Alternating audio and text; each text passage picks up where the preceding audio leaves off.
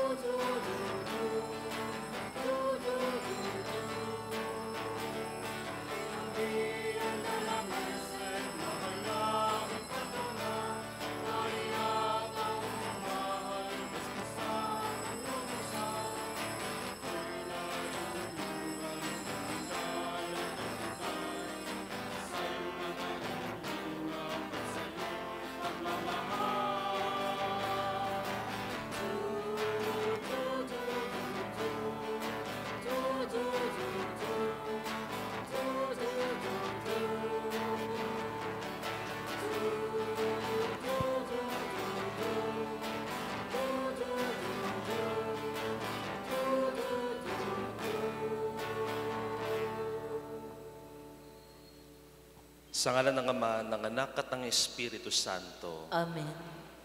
Ang pagpapala at kapayapaan mula sa Diyos na Ama natin at sa Panginoong Jesucristo naway sumainyong lahat. At sumainyo rin. Magandang umaga po sa ating lahat. Magandang umaga naman. Natitipon muli tayo sa unang Sabado ng bawat buwan ng Pebrero. Nang sa gayon ay ipakita ang debosyon natin sa ating mahal na Nuestra. Mga kapatid, aminin po natin ang ating mga kasalanan upang tayo maging marapat gumanap sa banal na pagdiriwang. Tayong lahat po, inaamin ko. Sa makapangyarihan Diyos at sa inyo mga kapatid, Nalubha ko nagkasala sa isip, salita at sagot, at sa aking pagkukulang. Kaya sinasamo ko sa mahal na Birhen Maria, sa lahat ng mga anghel at mga banal, at sa inyo mga kapatid, na ako'y panalangin sa Panginoong ating Diyos. Kawan tayo na makapangyarihan Diyos, patawarin tayo sa ating mga kasalanan at patubayan tayo sa buhay na walang hanggan. Amen.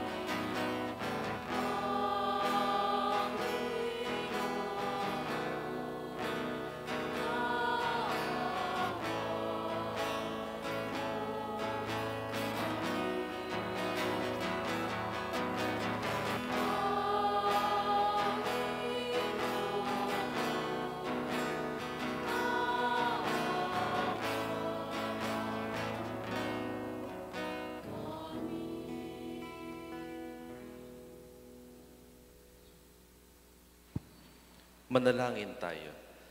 Ama namin makapangyarihan, patawarin mo ang aming mga utang sapagkat kami hindi makababayad ang lubusan, kaya't makaligtas nawa kaming tanan, pakundangan sa pagdalangin na mahal na Birheng Ina ng Diyos para sa aming kabutihan, sa pamamagitan ng Jesucristo kasama ng Espiritu Santo magpasawalang hanggan. Amen.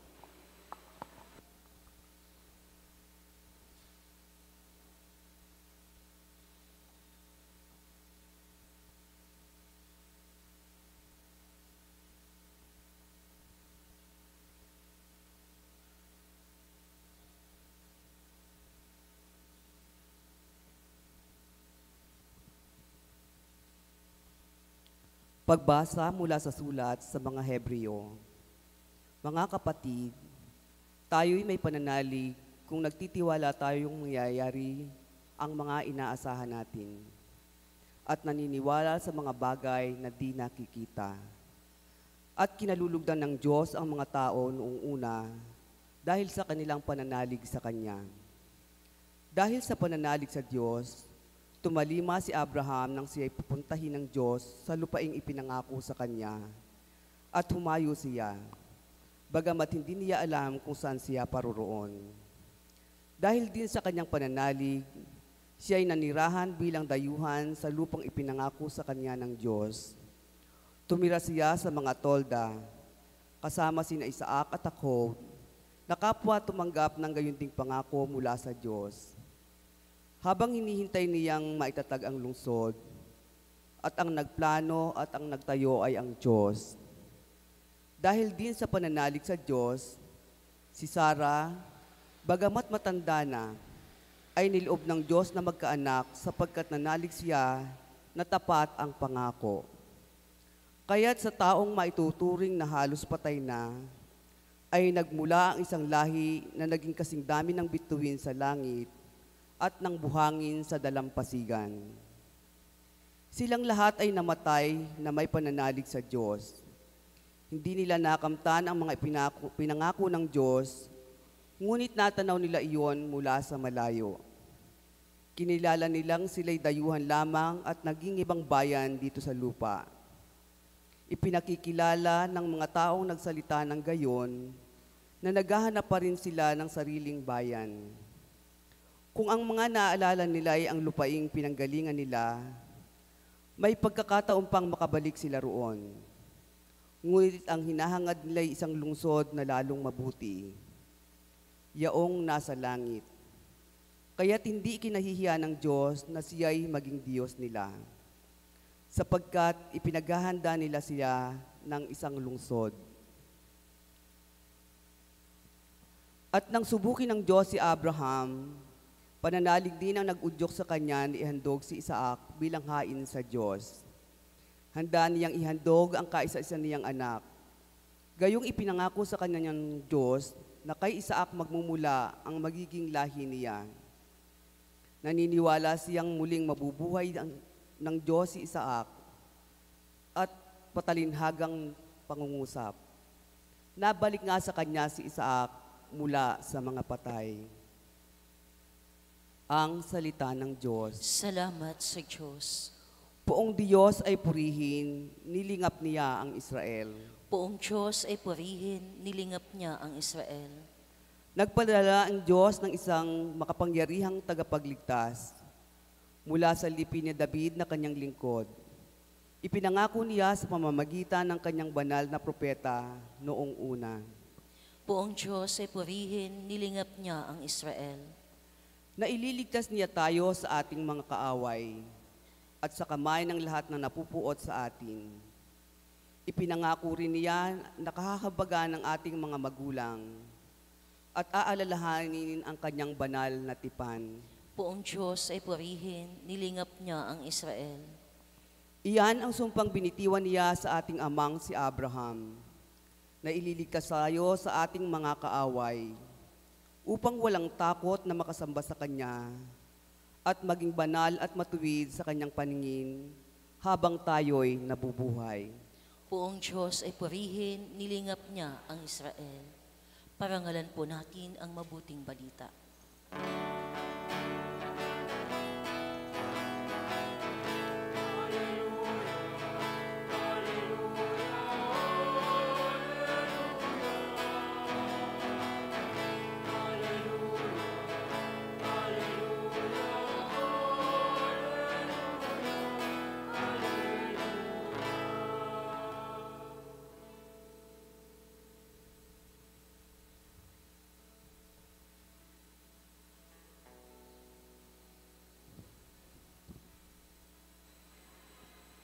Kay laki ng pagmamahal ng Diyos sa sanlibutan, kaya't anak niya'y binigay.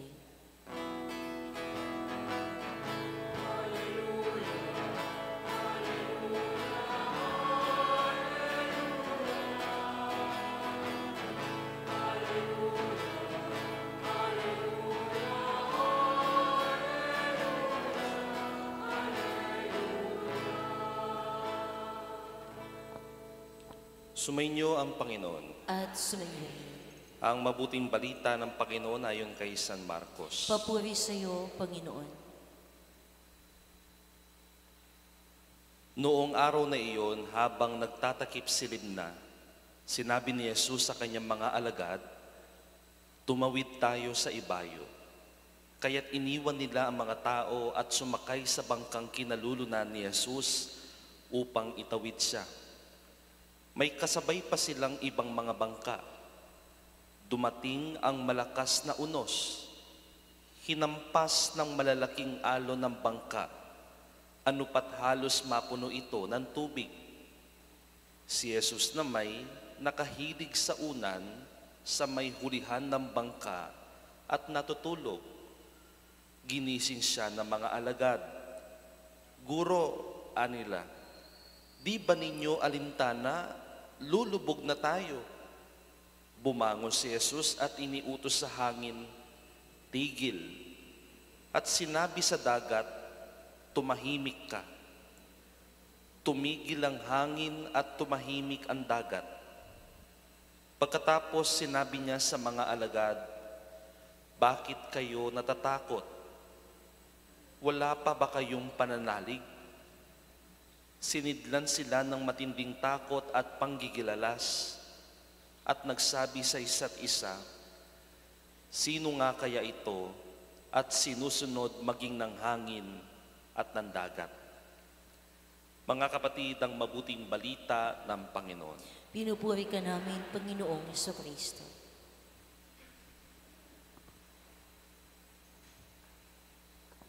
Muli po, magandang umaga sa ating lahat. Ngayong unang Sabado ng buwan ng Pebrero, muli po tayo nagtitipon upang ipagdiwang ang ating debosyon sa mahal na Nuestra. Si Maria, bilang ina ng awa, ay laging nariyan upang magdasal at magbigay gabay sa ating buhay, lalo na po sa mga panahon ng pagsubok at takot. Ngayon po sa Ebanghelyo natin ay tungkol sa isang kwento kung saan si Jesus at ang kanyang mga alagad ay nakasakay sa isang bangka at biglang dumaan ang isang malalaking alon o malakas na bagyo. Si Jesus nasa likod, natutulog lang. Pero baka totoo ay may power pa si Jesus sa mga unos na dumarating po sa Kanya. Pansin po ninyo kapag may problema siya, meron siyang calming powers. Kalmado lamang. At madalas hindi natatakot si Jesus. Ganyan din nang ipinapakita niya sa kanyang mga alagad. Kalmado na kahit inaabot na ang kanilang bangka ng malalaking mga alon. Alam po ninyo, siguro madalas tayo'y nakakaramdam din ng ganito sa buhay. Yung mga araw na parang ang lakas-lakas ng bagyo ng problema. Problema sa trabaho, sa pamilya, kalusugan, at kung ano-ano pa. At sa mga pagkakataon na ito, feeling din natin, katulad ng mga alagad ni Jesus, natutulog lamang si Jesus. Natutulog ang Diyos. Yung tipong, "Lord, baka naman pwede ka nang magising at tulungan mo na kami." At siguro naiisip natin, bakit ganito na lamang ang buhay? Bakit parang walang katapusan ang mga problema. Napapatanong din tayo, Guro, hindi nyo ba alintana? Hindi mo ba nakikita itong problemang pinagdadaanan namin? Malulunod na kami. Ano ba ang sagot ni Jesus nang siya'y gisingin ng mga alagad? Gumising siya, pinatahimik ang bagyo, pagkatapos sinabi niya sa kanila, bakit kayo natatakot? Wala ba kayong pananalig sa akin hanggang ngayon?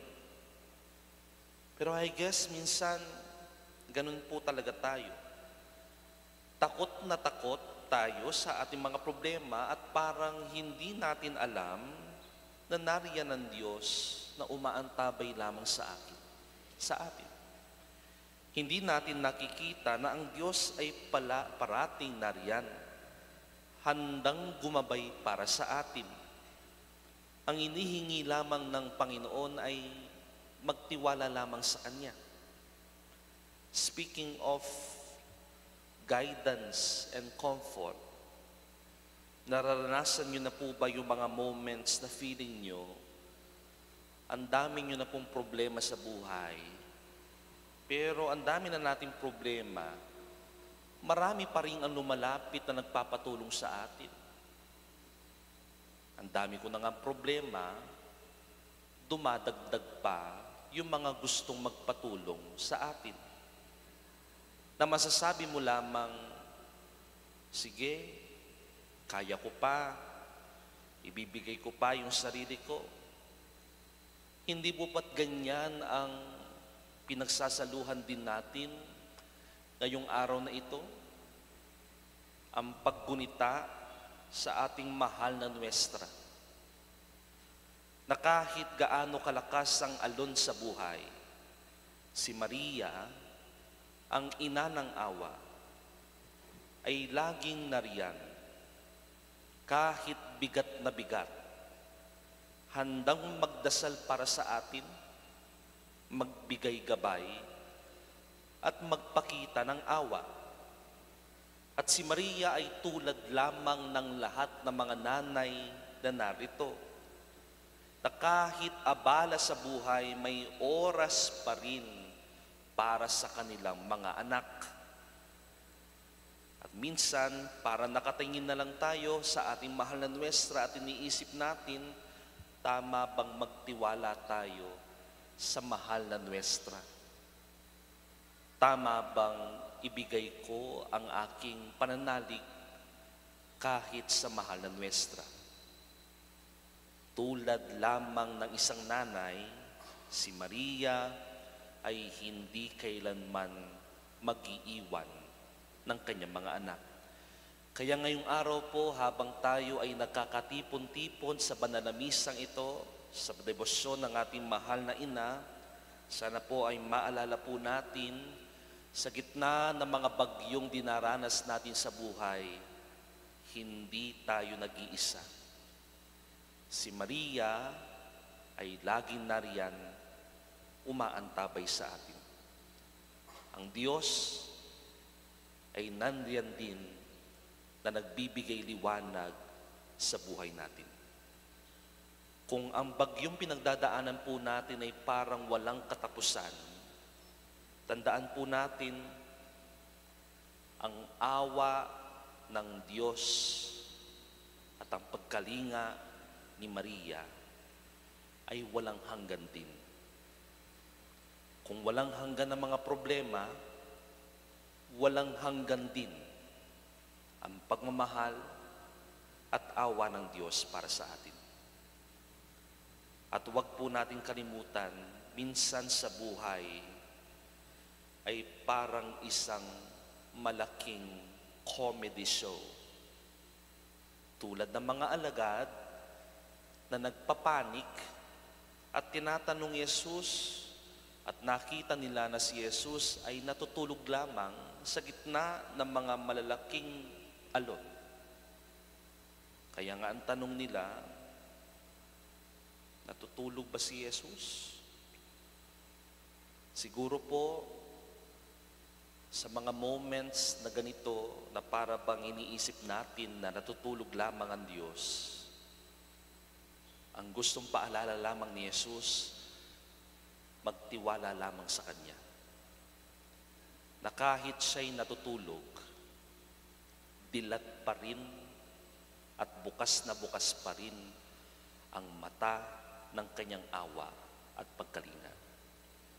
Amen. Magsitayo po tayo lahat. Sinusunod maging ng hangin at alon ang anak ng Diyos.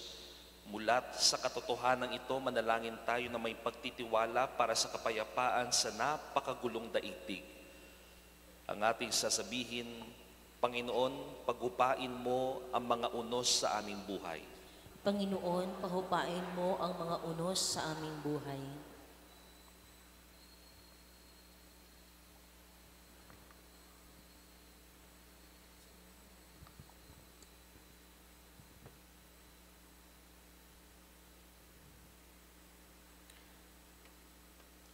Ang ating simbahan naway gabayan ng Panginoon, lalo na sa malalaking alon ng pagsubok na nagbabantang sumakop dito.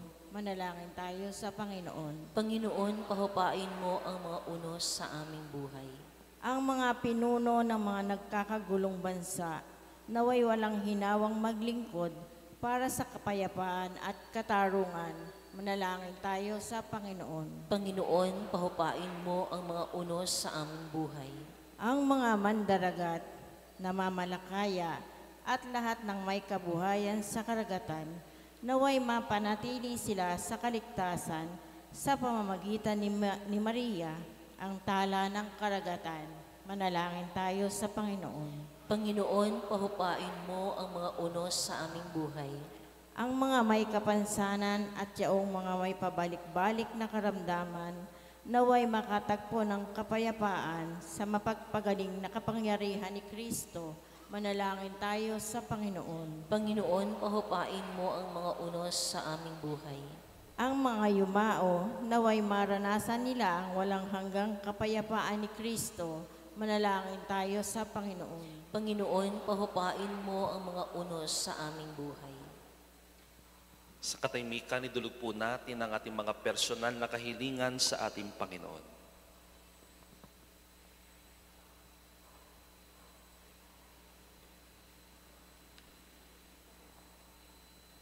Makalangit na Ama, gawin nawa kaming dalisay ng mga pagsubok at kaguluhan na dulot ng unos sa aming buhay at magdulot nawa ito ng kapayapaan sa aming kaluluwa. Inihiling namin ito sa pamamagitan ni Kristong aming Panginoon. Amen.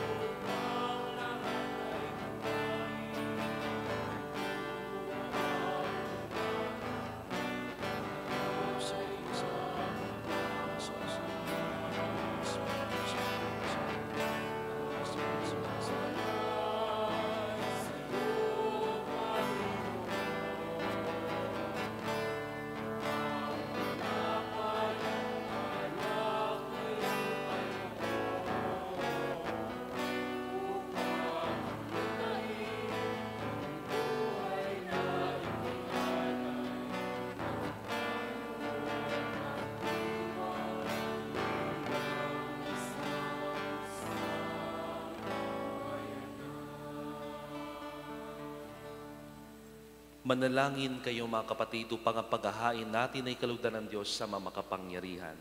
Tanggapin nawa ng Panginoon itong paghahain sa iyong mga kamay sa kapurihan niya at karangalan sa ating kapakinabangan at sa buong sambayanan niyang banal.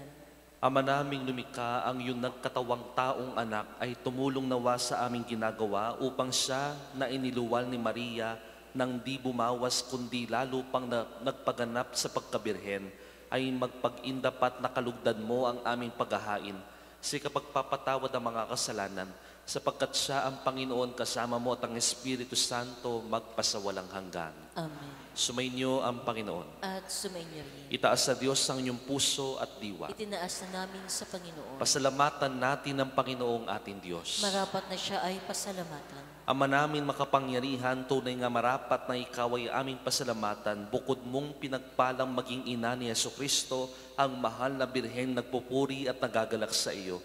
Ikaw ang gumawa ng tanang dakilang bagay, ikaw ang lumilingap sa lahat kailanman. Nilingap mo ang mahal na birhen bilang iyong abang alipin na iyong binigyan ng tungkuling kumalinga sa anak mong manunubos namin. Kaya kaisa na mga anghel na nagsisiawit ng papuri sa iyo na walang sa kalangitan, kami nagbubunyi sa iyong kadakilaan.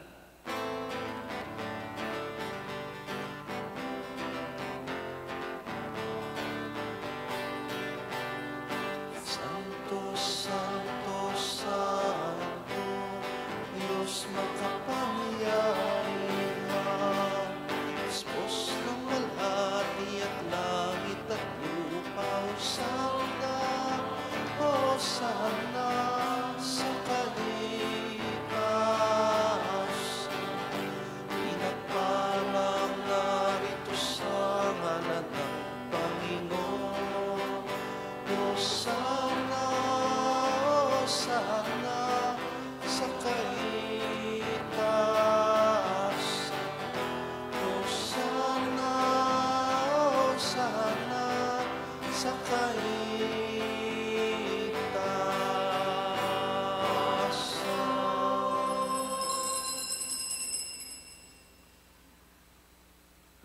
Ama naming banal, ikaw ang bukal ng tanang kabanalan, kaya't sa pamamagitan ng Espiritu, gawin mong banal ang mga kaloob na ito upang para sa amin maging katawan at dugo ng aming Panginoong Jesucristo. Bago niya pinagtiis ang kusang loob na maging handog, ginawa kanyang tinapay, pinasalamatan kanya, pinaghati-hati niya iyon, iniabot sa kanyang mga lagad na sinabi, tanggapin ninyong lahat ito at kanin, ito ang aking katawan na ihahandog para sa inyo.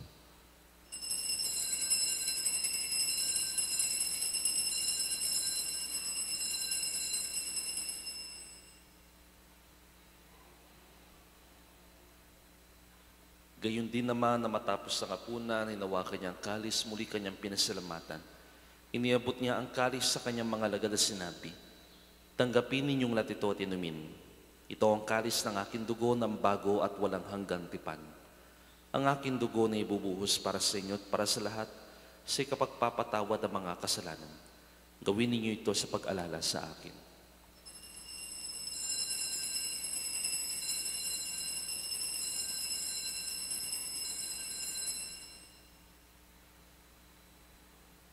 Ipagbunyi natin ng misteryo ng pananampalataya. Si Kristo ay bumitahin, sarili ay inihalin, bilang pagkain inumin, pinagsasaluhan natin, hanggang sa siya'y dumating, hanggang sa siya'y dumating. Ama, ginagawa namin ngayon ng pag-alala sa pagkamatay at muling pagkabuhay ng inyong anak, kaya't iniaari namin sa iyon tinapay na nabibigay buhay at ang kalis na nagkakaroon ng kaligtasan. Kami nagpapasalamat dahil kami minarapat at tumayo sa harap mo para maglingkod sa iyo.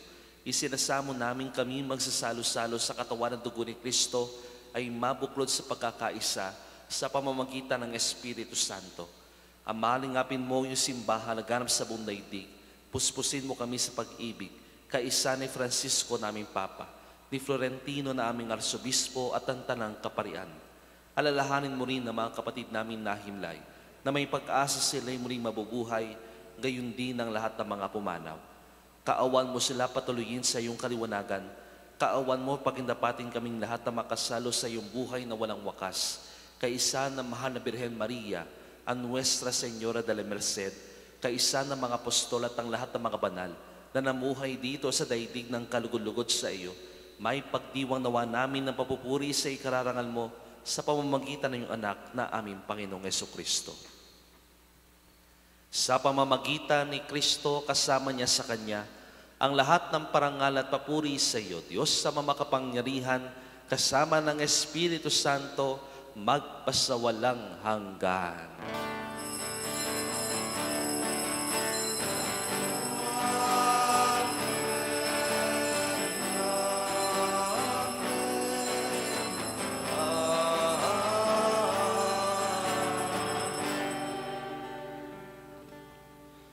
Bilang mga anak ng ating mahal na ina, tayo po lahat ay manalangin sa turo ni Jesus sa atin.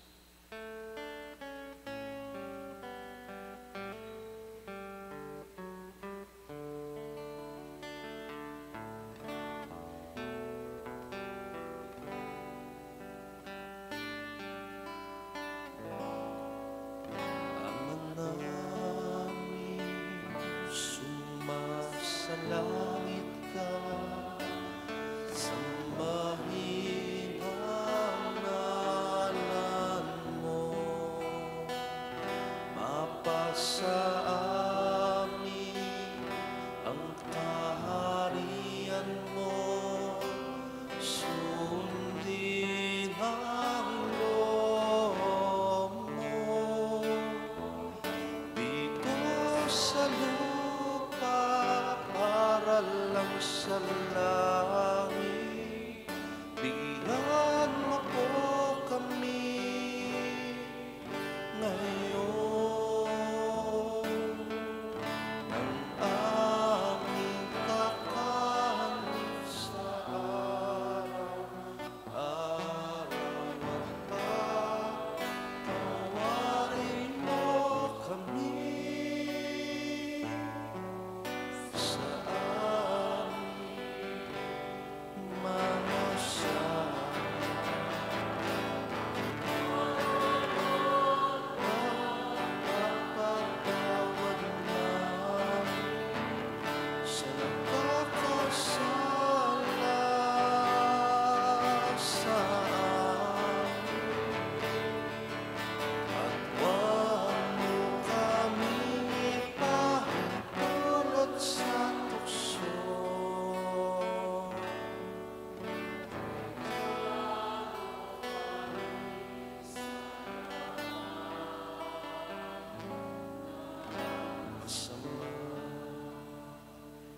Hinihiling namin kami dyan sa lahat ng masama, pagkalooban ng kapayapaan araw-araw, iligtas sa kasalanan at ilayo sa lahat ng kapahamakan, samantalang aming pinananabikan ang dakilang araw ng pagpapahayag ng tagapagligtas naming si Hesu Kristo. Sapagkat sa iyo ang kaharian, kapangyarihan at kapurihan,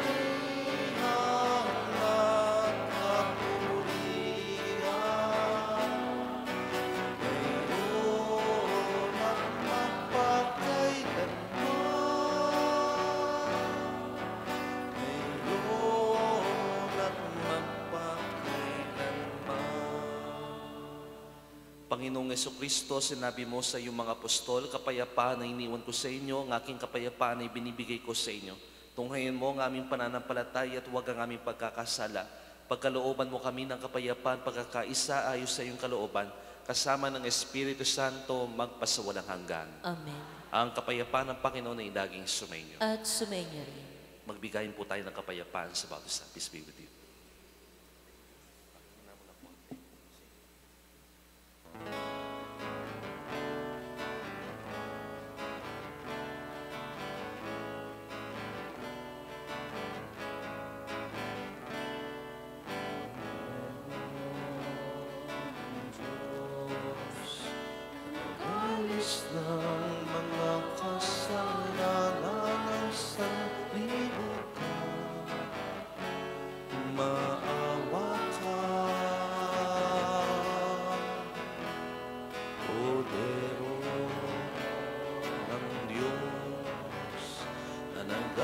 alis ng mga kasalanan ng sanlibutan. Maawa ka.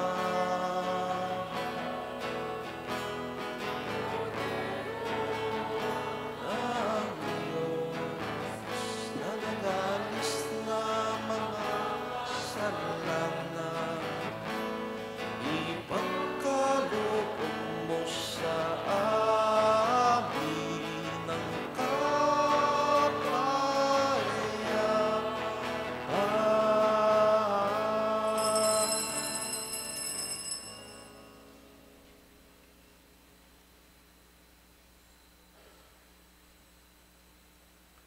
Ito ang kordero ng Diyos.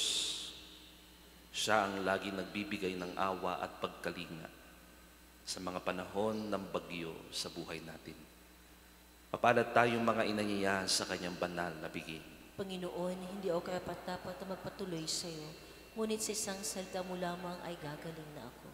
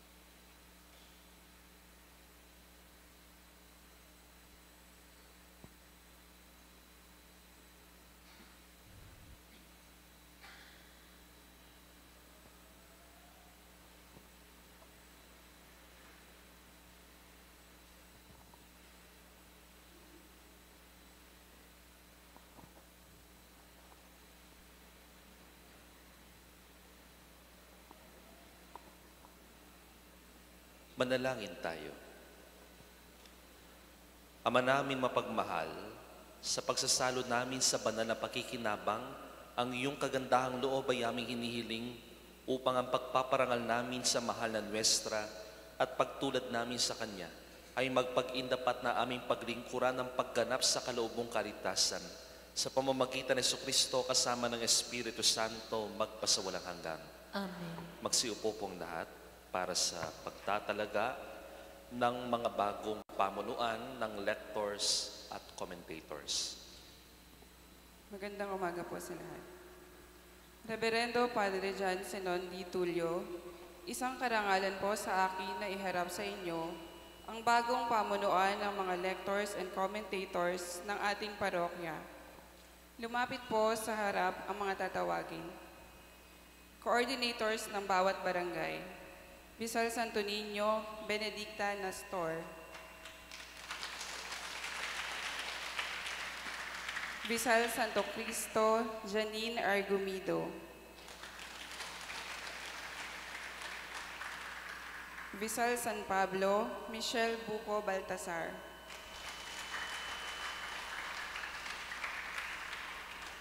Pulong Palasan, Irene Cruz.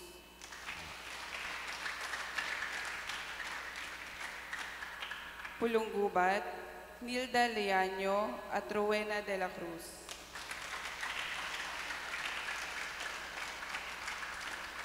Pangclara, Rowena Malyari.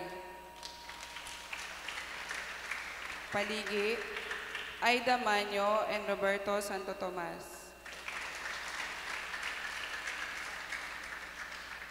Dulong Ilog, Delora Mangulabnan. Bahay Pare, Regina S. Manalastas. Ang ating pong treasurer, Flora Parayaw Sagung.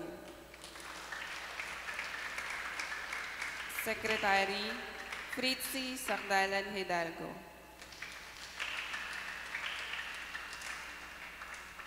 Vice Coordinator, Celedonia Sacramento de Leon. At ang inyo pong lingkod, ang Coordinator, Elsa Parayaw Corpus. Mga kapatid, humarap kayo sa akin. Nagpapasalamat ako sa Panginoon sa pagtanggap ninyo ng responsibilidad at misyon na iniatas sa inyo. Nawa ay pagpalain ang inyong pagnanais na maglingkod at palawigin ang inyong sigasig sa katungkulan bilang mga lectors at commentators. Magsitayo po tayong lahat at ipanalangin natin ang mga bagong pamunuan ng lectors at commentators. Amang makapangyarihan, pinili mo kami bilang iyong mahal na sambayanan at pinagkaisa mo kami bilang isang parokya. Ikasiya mo nawa ang aming pagsamba sa salita at gawa upang magkaroong kahulugan at kaganapan ang bawat naming gawain. Igawad mo nawa ang iyong pagpapala sa mga bagong pamunuan ng mga lectors at commentators. Nawa ay mamuno sila sa mga kasapi na may husay, pagkakaisa, pagmamalasakit at pagbabahaginan. Lukuban mo sila ng iyong espiritu upang sa bawat balakin at gawain nila ay magsalamin ng pangangailangan ng mga kasapi at lalong magpatingkad ng salita ng Diyos. Hinihiling namin ito sa pamamagitan ng Jesucristo, kasama ng Espiritu Santo, magpasawalang hanggan. Amen.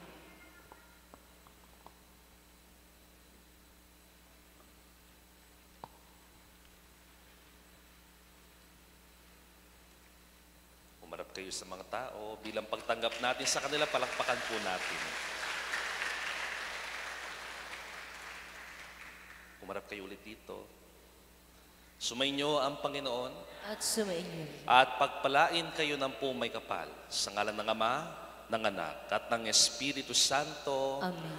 Ang ating banal na misa ay natapos na. Humayo kayo ng payapa. Salamat sa Diyos. Magandang umaga po sa ating lahat.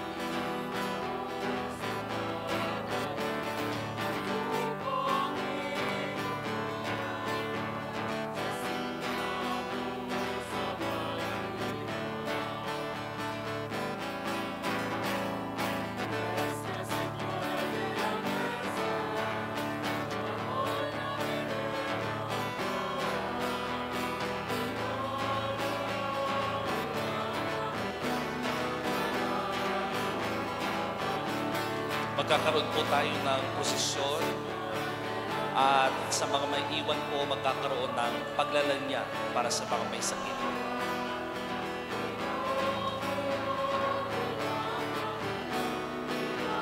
Ayan po.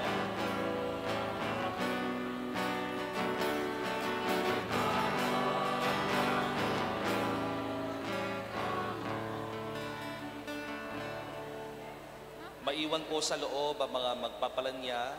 Sa mga may kaya po at wala naman sakit, maaari po tayong sumama sa ating posisyon. Maraming salamat.